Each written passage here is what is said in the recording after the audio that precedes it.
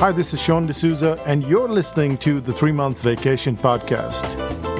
This podcast isn't some magic trick about how to work less. Instead, it's about how to really enjoy the work that you do and to enjoy your vacation time.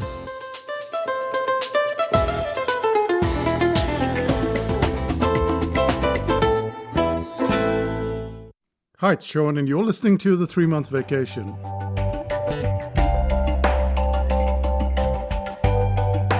Remember the story of Cinderella? She has to go to this ball with her sisters, but they leave her behind. A fairy godmother comes along. The fairy godmother transforms her into a little princess with a beautiful gown and a coach and coachmen. And then she goes to the ball. The clock strikes 12 and she runs away. And you know the whole story, more or less, even if you heard it a long time ago. What we tend to do when we're writing stories is we follow this pattern. We go, this happened, then that happened, then the other thing happened, and we end up with happily ever after. And there's absolutely nothing wrong with happily ever after if you're on a TED stage or you're at a wedding and you're raising the toast, or you're just over dinner and you're telling your story. That's when happily ever after really matters, because people want to know how the story ends. Not so with article writing. What we tend to think is every story has to end with happily ever after, and no, it doesn't. In fact, most of the stories kind of jump off just at the point when you're getting interested. And in today's episode, we're going to look at why happily ever after is not entirely necessary, and why you need it to reconnect to the article.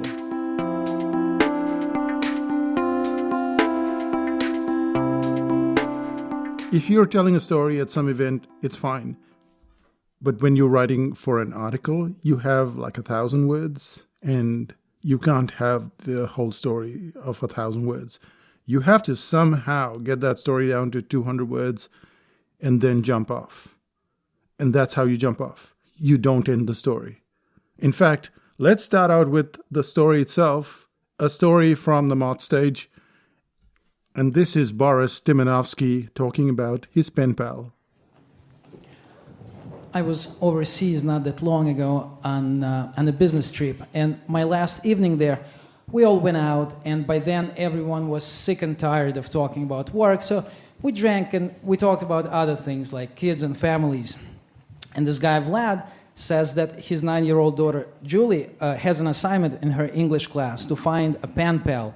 And he asked if my son, Joseph, would be willing to correspond with her. I said, sure, because of course he would. Then I fly back home to New York, and I tell Joseph, and Joseph says no. And he wouldn't say why, but I figured it must be because Julie is a girl. Now, Joseph is 11, and the way they teach them in school is romantic love is not a part of the curriculum yet. But on the other hand, they're already taught about abstinence and how sex leads to pregnancy and pregnancy leads to additional responsibilities. So if Joseph came to associate girls with additional responsibilities and with less playtime as a consequence, like less time for his PlayStation, I can't blame him for that. But what am I going to do? I don't want to break the promise that I'd already made to Vlad. And no, we can't cut off at that point. Yes, the story can't go on forever, but we're just setting it up. We have Boris, who's just got into the whole thick of things, and he's writing to this pen pal, and we can't cut off because even though that seems like a decent enough time to jump out, this is too early. So let's continue the story. And then let's find out where we're going to jump. But what am I going to do? I don't want to break the promise that I'd already made to Vlad. So I thought, how hard can it be? I'll do it. And I went to Yahoo and I opened another email account there and I forwarded it to Vlad. And I wrote to him that yes, Joseph would be happy to be Julie's pen pal. And I checked that mailbox a few times in the week that followed. And it was empty and I thought maybe I was off the hook. And then one night I came home late and I lived by myself, so I checked my Match.com messages first, and then I went to this new email account, and there was an email there from Julie. And I read it, and I thought, yeah, I can do this. Because she wasn't asking me any difficult questions. She wasn't asking what I learned from the past relationships. She wasn't asking what my true intentions are. She wasn't asking if I'm really divorced or just separated. All she wanted to know was, do I have a pet, what my favorite color is, and who I want to be when I grow up. But an hour later, I still didn't have an answer. Because what was I going to say? That it would be nice to make senior vice president by the time I'm 40? That the reason I don't have a pet is because I dread the thought of coming home one night and finding it on the floor dead. That I've just gone over every color of the rainbow only to conclude that each color has some sort of an unpleasant memory connected to it. And it was hard to concentrate. It was late. I wasn't fully sober. My Match.com screen kept blinking because somebody without a photo wanted to chat. But I try to remember how I would have answered Julie's questions years ago. So I ended up writing to her that my favorite color is blue because it's the color of the ocean, and I have a parrot, and when I do my homework, my parrot is sitting on my shoulder. And when I grow up, I want to be a sea captain, and my parrot and I will sail around the world. And when I woke up the next morning, I turned on my computer, and this is usually when I check my Match.com messages again.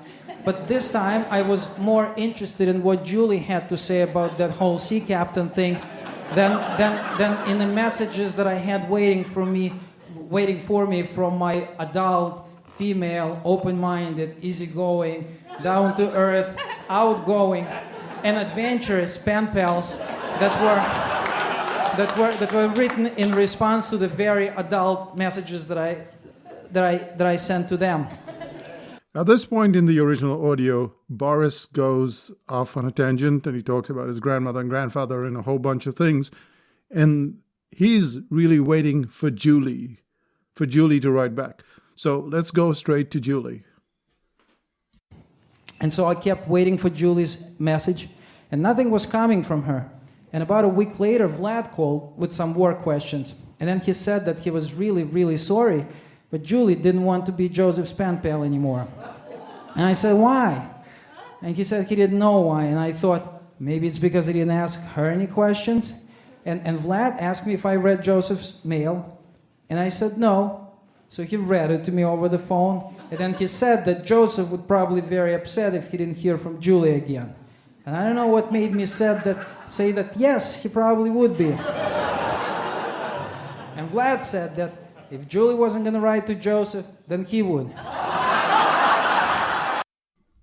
And I know you're dying to hear the end of the story, but that's not good enough for article writing. That's good for the TED stage. That's good when Boris talks about it on the Moth stage.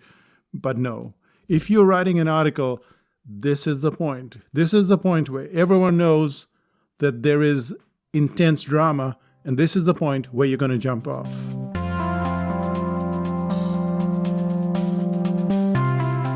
Now, if you're in a podcast, you might choose to reveal it later in the podcast itself. You're writing a book, maybe later on it comes back. But no, you have created the drama. You have created the point where everyone realizes, ooh, this is so juicy. What happens next? And if they're asking what happens next, that's the stuck moment, but it's also the point where you can make a jump. So let's do a little recap of the story. Boris Timonovsky goes off on a business trip. They get sick of talking about business. They start talking about their kids. The kids are Joseph and Julie, and they're supposed to be pen pals, but none of them will write to each other. And so in a complete comedy of errors, we have the two fathers ending up becoming pen pals. And it's at this point that we have to leap into the article. We can't tell the whole story. It's too long, and you've lost the drama anyway when you end up at Happily Ever After. And it's at this point that you have to connect to your article. Maybe it's an article about headlines. Maybe it's an article about gardening. Maybe it's about sound control. It doesn't matter what the article is. You have to connect. And the point is, how do you end? The word that you use right at the end, like maybe you use the word stuck, well, that becomes the jumping point. That becomes your springboard into the article.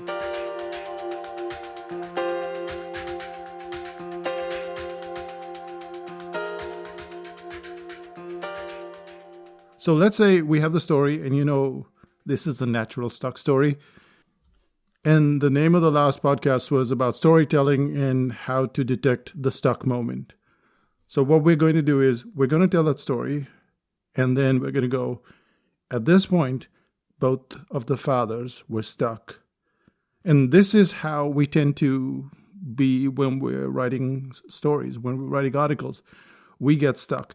And so what we've got here is this transition between a story about pen pals that has no relevance to article writing or storytelling or anything to do with anything, and we've connected. We've ended with the thought that we wanted, which is stuck, and then we've moved to the rest of the article, where there's a stuck moment. And you think, oh, that was easy. It was already an article about getting stuck. But what if it were another article? What if it wasn't about stuck? What would we do then? Let's find out. And let's take the articles that have come in sequence, like the article before this and the one before that, so that we're not cheating in any way. What's the article right before this? What's the podcast right before this? It was about storytelling and how to create the thumpity-thump. That podcast was about how you need to write a story which is about falling down the stairs. You fall down the stairs a bit, and then you recover, and then you fall down the stairs again, and then you recover. So what we have are ups and downs there.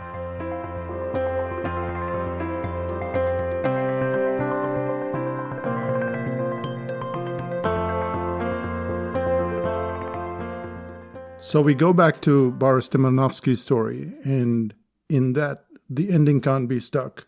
It needs to be ups and downs. And so that's what we do. We go, suddenly, these two fathers that meant really well for their kids are facing an uncertain number of ups and downs in their communication. And that's what happens with storytelling as well. We don't realize it, but we need to have ups and downs. We need to have ups and downs in that communication so that's interesting for the reader. So here we've gone and we've taken a random Boris Timonovsky story and we've connected it to a different article. Still easy. It's still ups and downs. It's still stuck. Let's try another article. This article was how to write a sales pitch in 2 minutes and to get your customers involved. We go back to Boris Timonovsky's story. There are these two parents or two fathers and they have these kids. And now they end up being pen pals. And if I end with the term pen pals, then I've taken you as a listener or as the reader in a completely different direction, because you're not going to be able to link to involved. And that's the whole point. I have to finish with involved. I have to finish with that thought, that meaning. And so I have to go, okay, there are these two parents, these two fathers. Their kids, Julie and Joseph, are supposed to write to each other. But in this classic problem, it's the parents, the fathers that get involved. And when you write a sales pitch, this is the kind of involvement that you want, this intense involvement from your customers, but you don't know how to get it. So how do we get this point where both people are communicating with each other? There's no comedy, there's no confusion, but they want to know more from you. They want to get your message in their inbox. And so what we've done so far is we've heard a story, we've heard how to end the story, and we've realized that there is some magic going on here and you're not quite sure what is happening. And let me just go over to the second part, because that's what we're going to find out. We're going to find out what exactly is happening. Why is the ending so important, and how does it help us reconnect?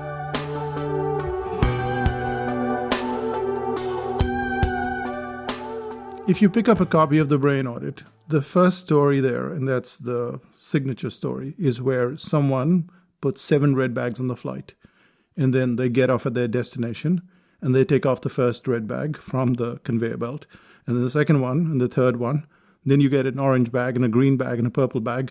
And then you get the fourth bag, the fourth red bag, the fifth red bag, and maybe some other black bags. but eventually you get the 6th red bag. So you put on 7 red bags on the flight, you get 6 of them. The question is, when do you leave the airport? Now notice, there is no happily ever after. We are at this point of extreme confusion, extreme chaos, and we have jumped. But that's how we've picked the story. Then we have to end the story. It is, when do you leave the airport? It is not a question that needs to be answered. We don't leave the airport until we get all our 7 red bags. And that is precisely what happens in the brain of the customer when you're selling them something. You might make those 6 points, and then you leave out the 7th point, and then they have to think about it. So what we have here in this story, in the 7 red bag story, is precisely that. We have the story rolling. We have a point where there is this extreme chaos, confusion, frustration, whatever it is, but it's at a height, it's at an intense moment, and then we're ending with something which then we reconnect. So what you've got to understand is you have to work backwards to this. You can take any story. The story doesn't matter. What matters is, what are you really trying to say in your article? And in the brain audit story, what you're trying to say is something is missing. And when you work backwards, you go, something is missing. That's what your article is about. The ending has to be missing.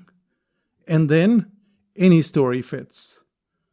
How do we know? Because we can go to Boris Timanovsky's story and we can do it backwards. So we go, okay, the article is about missing, and then the last word needs to be, or the last idea needs to be missing. And then the story is about 2 fathers. They want the best for their kids, Julie and Joseph, but the kids won't communicate with each other. And now what happens is that the fathers have to step in. But it's not the same thing as 2 kids. Something is missing. And that's precisely what happens with your customers as well. You're trying to communicate with them, but there are all of these comedy of errors, something else steps in, and your message doesn't hit the mark and something is missing.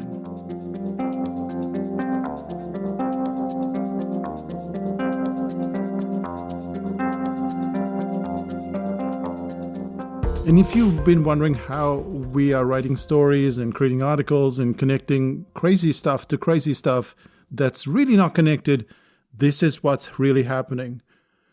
Storytelling is a whole bunch of events. First, we have to go, okay, this can't be just the sequence. It has to be tumpity-tump. You have to fall down the stairs, recover, fall down the stairs. So there's this ups and downs. You have to have that. Then you have to have this whole point where there is some sort of ending. But to find out the ending, we have to go to the next section. We have to go, what is this article about? Is it about something missing? Is it about contradiction? Is it about stuck? Is it about practice? Because when you know what the next part is all about, that's when you can backtrack to the ending, and that's when you can fit almost any story to it. You can't fit every story, but you can fit probably 8 or 9 out of 10 stories. These are not just personal stories. These are analogies. These are stories of, Alexander the Great, about the discovery of penicillin. You can go and you can find the story, chop it down, because you can't tell the whole story, and then at that intense point, you jump over and you start backwards. And I know this is confusing. Storytelling isn't easy, but if you go back and listen to several of the episodes, you'll find that, oh wait, that's precisely what's happening. If you read more of the articles on the Psychotactic site, you'll realize, oh, this is what's happening. So let me just summarize what's really happening on this podcast. We started out this podcast with happily ever after, and that most stories end up with happily ever after. And if you want to connect your article, then you can't go to happily ever after. You have to go at the point of intensity and then chop it off. Not too early, but once the story has been established, you chop it off.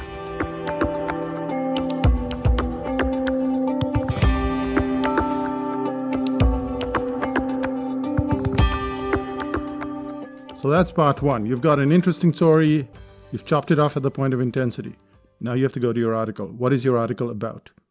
It could be about anything, but you're going to pick a word. And if the word is intensity, then we go back to the ending, and it has to end with intensity. So we have the story now about these two fathers, and they are about to communicate, and the whole communication is extremely intense. And you see, just like that, when we go story, what is the article, what is the ending, we can put these three seemingly weird things together, and we can get a connection. And that's kind of what you need to do when you're listening to all of these podcasts. Just go back and listen to a few and see how they got reconnected. Go to the Psychotactics site and read some of that stuff and see how it got reconnected. But open a copy of the Brain Audit, if you have one, which you should, and then look at how it's reconnected. And this is how storytelling gets drama. I mean, there are thousands and millions of podcasts and articles on the internet, and they just do these steps 1, 2, 3, 4, 5, 6. They're boring because they don't have this story element. There's no drama. They don't know how to put this drama, and now you know how to put that drama. So that brings us to the end of this podcast. I hope you enjoyed this storytelling series. We are in the midst of a storytelling course, and that is why you're getting so many of these storytelling podcasts. I think you're enjoying them because that's what people have mentioned. So if you've liked this one, then leave a review on iTunes or wherever you listen to your podcast, or just send me an email to Sean@psychotactics.com. And with that, let's find out what's happening in Psychotactics land.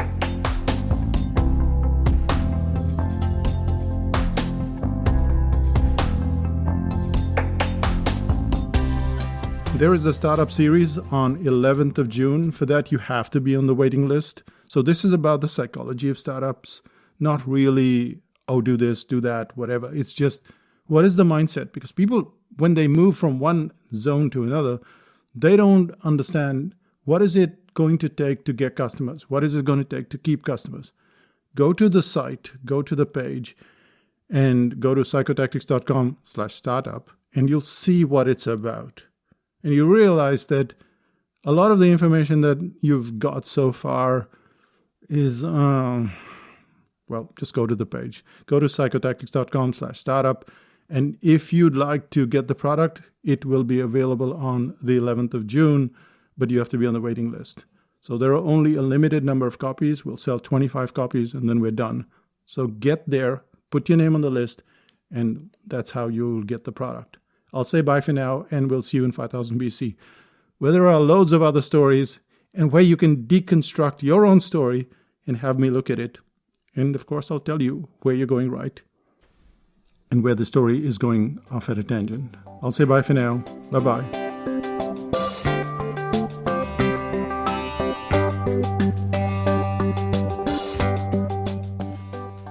Still listening? Okay, so you want to know how this story ended. You'll see that it doesn't end well for the article, but as a story, it's a heartwarming one. And Vlad said that if Julie wasn't going to write to Joseph, then he would. And I said, I told him not to worry about it. But I must have sounded really upset because he said that no, he'll write to him, only he wanted me to tell him what to write. So I said, I'll think about it. And a week later, he called to remind me, and I was in the middle of something, and I looked at this postcard from Florida that I had in my cubicle, and I said, well, how about this? Dear Joseph, my favorite color is also blue, and my favorite animal is the dolphin. And when I grow up, I want to be a scientist and study dolphins and live on a deserted island in the middle of the ocean all by myself. And maybe you and your parrot can visit me there sometimes and bring me food and scientific supplies. And Vlad said that he liked it, and he asked me to type it up and send it over to him because he wanted to make sure that he got it right. And I typed it up, and I sent it over, and he sent it back to me, and yes, he got it right. And I don't know how long an average pen-pal relationship lasts, but I felt that ours had run its course. And this is how it ended. But sometimes when Vlad calls, he asked me how his pen pal is doing and does he still want to be a sea captain. And I tell him that yes, his pen pal still wants to be a sea captain very much. Because if he didn't, then what does he want to be? Thank you.